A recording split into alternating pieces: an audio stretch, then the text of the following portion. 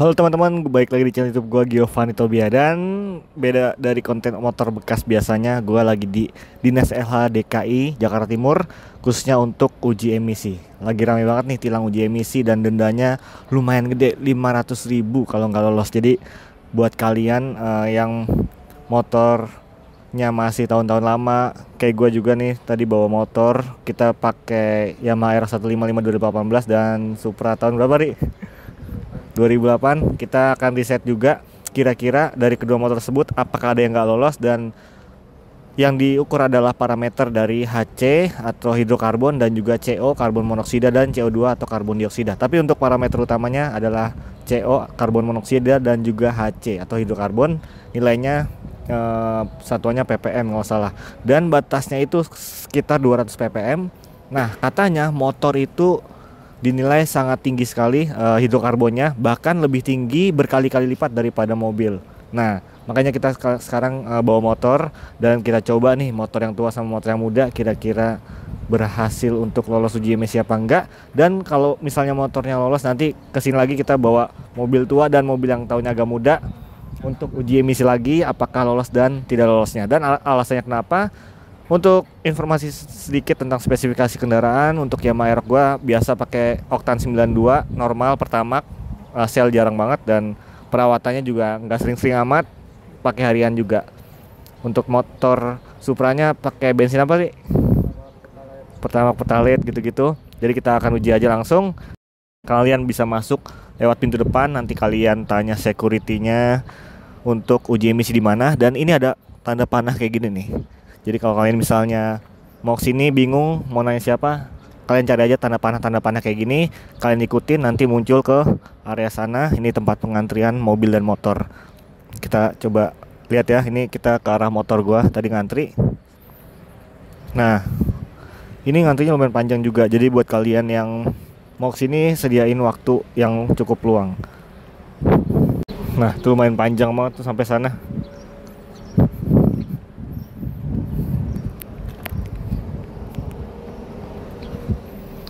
By the way, ini kebijakan berlaku ya untuk kendaraan roda 2 maupun roda 4, dengan tujuan untuk secara bertahap meningkatkan kualitas udara yang ada. Karena lagi rame juga katanya polusi udara di DKI Jakarta itu sangat buruk, sampai-sampai awannya nggak kelihatan katanya. Nah, makanya upaya pemerintah salah satunya untuk menetapkan bahwa setiap kendaraan yang berusia 3 tahun atau lebih wajib menjalani uji emisi. Itu Pergub juga menggarisbawahi bahwa uji emisi kendaraan yang dapat dilakukan secara tahunan dengan frekuensi 1 kali dalam setahun.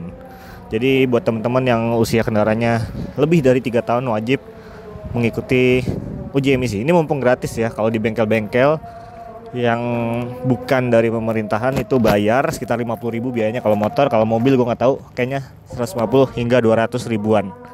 Oke, ini kita bawa 2 motor Aerox dan Supra, dan ada banyak motor lainnya juga bervariasi. Ada Supra Fit 2006, PCX 2020, 2021 bahkan ada semua. Jadi kita lihat aja nanti. Ini ngantrinya masih panjang banget. Let's go di tahap selanjutnya.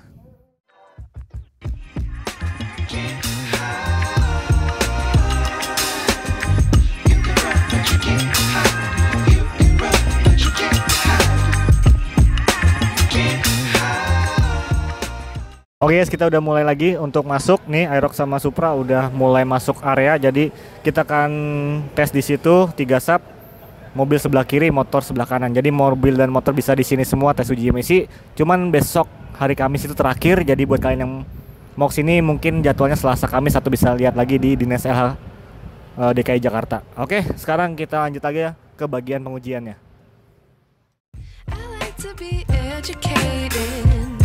But I'm so frustrated. Hello to my loneliness. I guess that ignorance is bliss.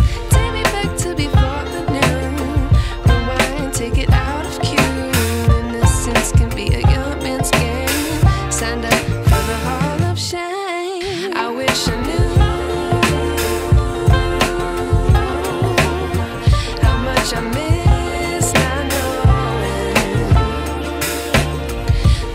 Screwed when we play our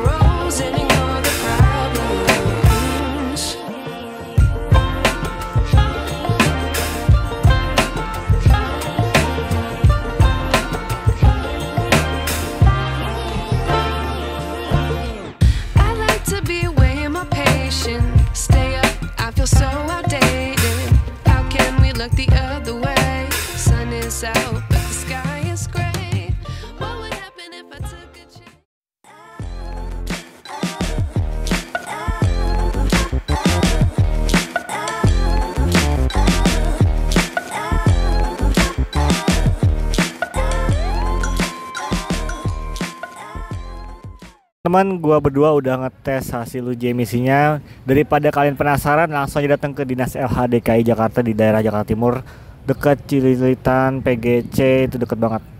Lewat kamu Makassar, nanti tembus cocoknya lihat langsung aja Google Map. Nanti mungkin gua taruh link di deskripsi untuk alamatnya. Ini mumpung minggu ini tuh buka dari Senin sampai Jumat, cuman besok udah terakhir hari Kamis tanggal 31 Agustus. Nah, mungkin untuk bulan September info lebih lanjutnya bisa kalian lihat di berita-berita, artikel-artikel atau Instagram Dinas LH DKI. Nah, gue udah tes tadi hasilnya, nanti bisa gue birolin juga. Di sini untuk Aerox 2018 gue tipe S injeksi ya, itu udah lama nggak diservis juga dan waktunya ganti oli juga sebenarnya.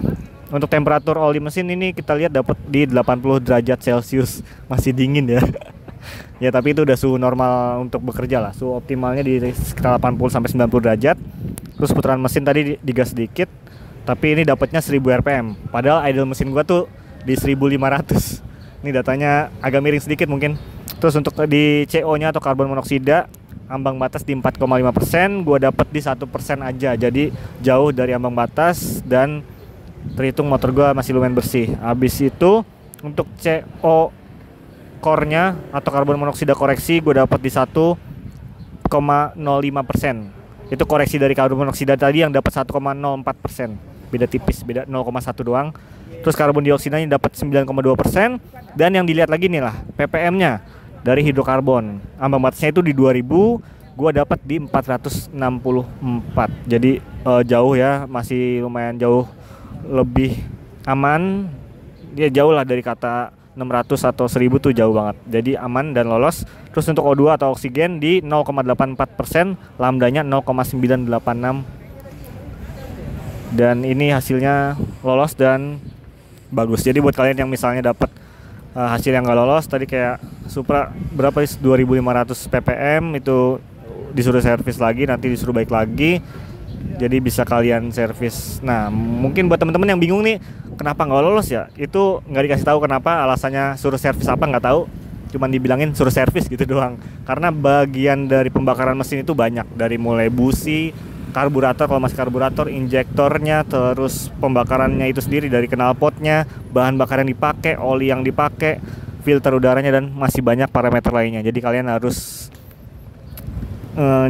screening itu sendiri semuanya, nggak bisa dikasih tahu bagian mana yang harus diperbaikin. Itu yang masih teman-teman tadi nanya, ini apanya gitu. Makanya kalian kalau sini minimal kalian udah servis semua motor kalian deh, dari bagian pembakaran kayak misalnya karburator, injektor, deflas, terus untuk bensin pakai oktannya lebih tinggi atau oktan optimal lah, di atas pertalite minimal. Terus udah gitu cek knalpotnya, kalau ada item-itemnya kalian bersihin dulu gitu sih menurut gua, dan filter udara kalian ganti. Mungkin itu dari solusi gua. Buat kalian yang penasaran langsung datang ke sini. Jangan lupa juga bawa STNK, dan hati-hati juga STNK-nya kalau dipanggil standby di deket petugasnya, karena tadi ada yang keliru juga STNK-nya. Jadi hati-hati untuk bawa data-data kalian gitu guys. Gua pamit undur diri. Thank you banget yang nonton dari awal sampai akhir. Semoga bermanfaat dan informatif. Jangan lupa untuk subscribe dan nyalakan lonceng notifikasinya. Kita ketemu lagi di video berikutnya. Kalau kalian suka, komen di bawah. Thank you for watching. Peace out me.